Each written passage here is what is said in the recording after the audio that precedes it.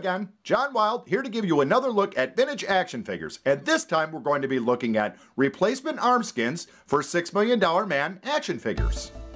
If you're a $6 Million Man collector like me, you end up accumulating quite a few $6 Million Man action figures. Most often, the arm skin is either melted onto the arm or is completely missing like this figure. Over on Toy Ploy's channel on YouTube, he showed how to use a balloon to replace your $6 Million Man's arm skin. And it's a great video. I'd encourage you to go look at that after you watch my video. But for this video, I'm going to show off a replacement arm skin that I purchased on eBay. I'll show you how to install it onto the figure and have some comments on whether it's a good product or not. The first step in the process is removing the arm off of the $6 Million Man figure. Now to do this, you're going to grab a hold of the body firmly, put your hands to either side of the arm, wiggle slightly, and it should give off and pop out, revealing the attachment to the arm and giving us the arm for us to put the arm skin onto. The second step is preparing the arm skin. So when you get the arm skin in the mail, it comes in an envelope, just a flat envelope, and a lot of the times when I get these, the rubber is stuck very good together, so you have to pull the arm skin apart to release the top from the bottom. It looks like the seller used a $6 Million Man and then just dipped it into the rubber basically, and then pulled it out and then pulled this arm skin off to make this replacement arm skin. I also prepare the skin this way. So what I do is I get a little bit of Armor All Protectorant. I'm going to spray a little bit in the top of the arm and a little bit in the sleeve of the arm. Not a lot, just a little bit to lubricate the inside of the sleeve. You don't want to get that protectorant on the outside of the sleeve because it'll make it harder for you to grip the outside, grip the skin. So just a little bit on the inside and work it around so that it's all good and slick on the inside. So then the next step is to put this onto the arm. Because this is a second edition arm, he has the button that gives the grip onto the hand. I would suggest putting the hand into the open position when you start the process. So what you're going to do is you're going to take the arm skin and you're going to fish the hand through the opening at the top. And I'm going to get the whole hand in there. Now this is because you've added that lubrication in there, it should slide pretty easy up and through. Now you want to be able to grab it and just slide along. The Armor All really helps to move. I think I've used in the past, I've used a baby powder, which has been suggested. I just think using this little trick with the Armor All, which is going to be good for the plastic too. It's not going to harm the plastic at all. It just seems to go quite a bit easier. So you're just gonna keep on grabbing a hold of the arm skin, not getting it to fold upon itself, and continue pulling it up the arm.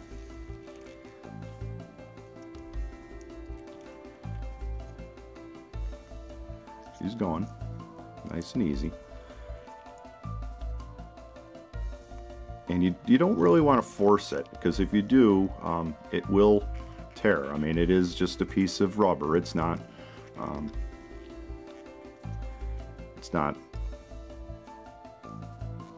indestructible, let me put it to you that way. And I have torn these, and it's very frustrating when that happens. When you get to the top, it's going to get a little bit more difficult because you're starting to squeeze on, but there you go. You've pulled it all the way up, and the replacement arm skin is now intact.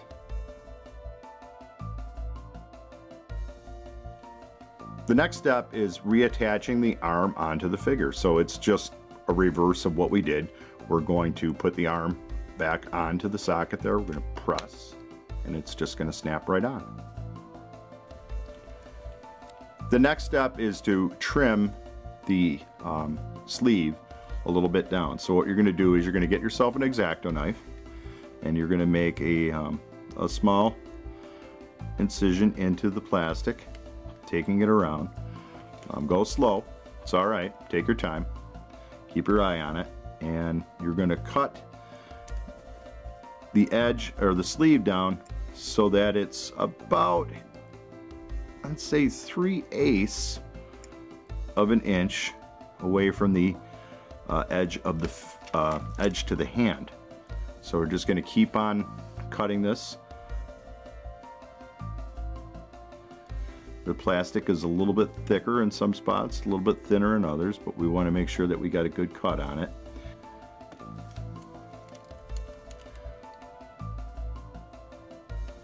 Straight as you can. You don't want to cut too deep either. You don't want to cut into that decal underneath it. On the first edition figures, you wouldn't really have to worry about that. It'd just kind of be touched along on the plastic. There we go. And then you're just going to remove that piece, and now you have successfully trimmed that to its correct length. So here we have a comparison shot between an original $6 Million Man arm skin, and this is the only one in my collection that is intact. Just shows you how rare these things are. And this is the replacement one that I bought on eBay. After the installation, again, you're going to notice subtle differences. This is a first edition arm, this is a second edition arm, but the skin was the same between those two figures. The skin, it still works. I'm not going to mess with it, but it still works and it's still intact. It's probably a little bit darker because of a little bit of dirt and dust migration that's on it. This one's nice and clean. So there's a comparison. So the question then is, does it work? You know, does it work the way the original one does? And I'm going to give you a demonstration here. So we'll grab a hold of the arm skin. We just start to roll, and it's going to roll back onto the arm, just like so. Keep on rolling, keep on rolling, keep on rolling. And because of the Armor All that I used, it does slide nice and easy, far easier probably than it should. But I like that because it's easier for me to expose the upper bionic chip, and on this figure what would be the lower bionic chip and the grip action on the hand. And we did that relatively easy just by using that Armor All now. So I have to say in conclusion that the arm skin that I bought off of eBay is actually a really nice product. It's never really failed me. Initially, when I was taught how to put arm skin onto $6 Million Man action figures, I was told to use baby powder on the inside to give the slickness to it. What I found though is that the residue, the powder, seemed to get into every crack and crevice on the figure. It just made a mess. So I decided to try and use Armor All to just give a little bit of slickness inside of there so that the arm would slide through, and I have to say it works great. The downside of using that technique is that for a little while that arm skin is too slick really to manipulate. You have to give that Armor All some time to dry inside of that arm before you can try and roll the arm skin up and roll the arm skin back. If you give it enough time, a week, it's definitely going to work great.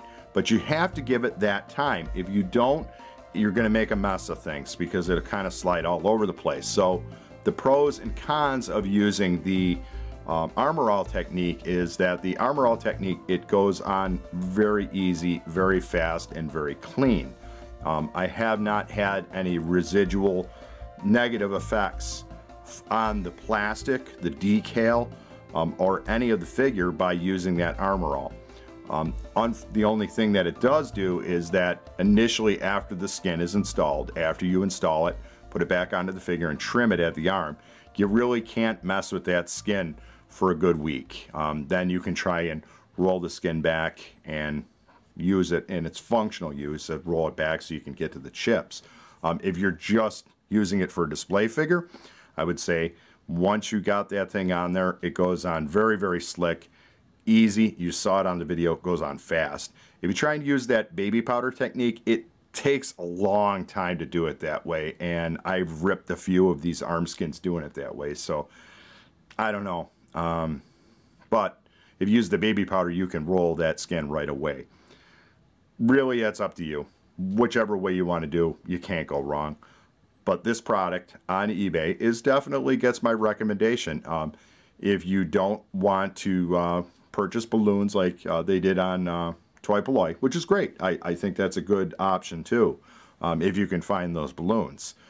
If you can't find those balloons, there's a seller on eBay sells these. They go for around $5, under 10 for sure with shipping, way under 10 with shipping. So you can't really go wrong. You can replace your arm skin, get your $6 million man figure looking good again. So this has been John Wild. I'd like to thank you for watching this video. Please like, share, and subscribe to catch my latest uploads. And until next time, we can rebuild him.